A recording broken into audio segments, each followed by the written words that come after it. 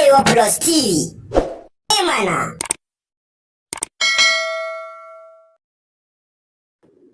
Assalamu alaikum.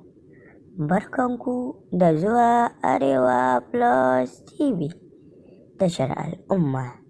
Idan har yau ka fara shigowa gidan TV nan namu mai albarka, sai ka danna mana subscribe.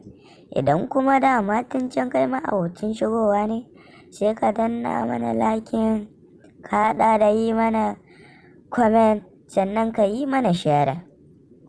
To mai sauraro, kamar yadda kuka sani, a ko da yaushe gidan nan TV nan namu yana kama ku abu news wadda ba ku san da shi ba a cikin faɗin duniyan nan.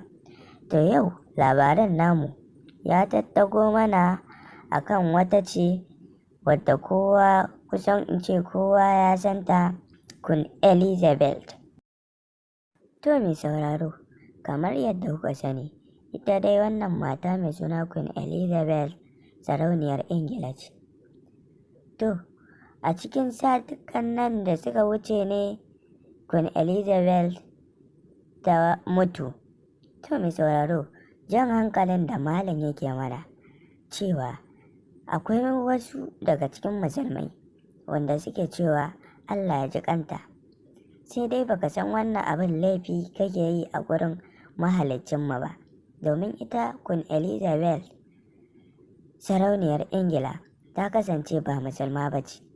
To don haka ga duk mai cewa wai Allah ya ji kanta, to yana tattago wa kansa abin da ya fi ƙarfinsa ne, kuma wallahi tallahi ya sani zai sani a gurin Allah. Don haka a daina cewa Allah ya ji kanta, ba ruwanka da ita.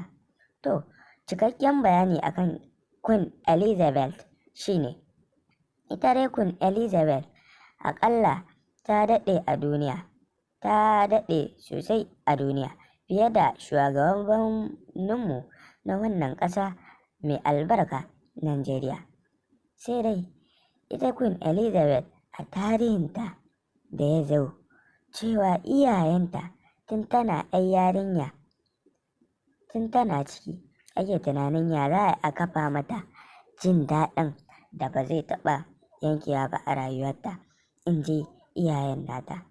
Hakan ne yasa tun tana ciki ake mata tattalin ya za a yi a ajiye mata wannan, a ajiye mata wannan. To a tarihin rayuwarta dai bata taɓa yin wani abu wanda ya bata wahala ba.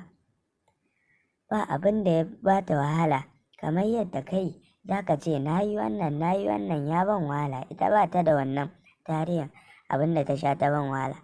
To, ku danna mana subscribe, na ku danna mana ƙararrawar sanarwa. Mun gode. Arewa Plus TV. Mana.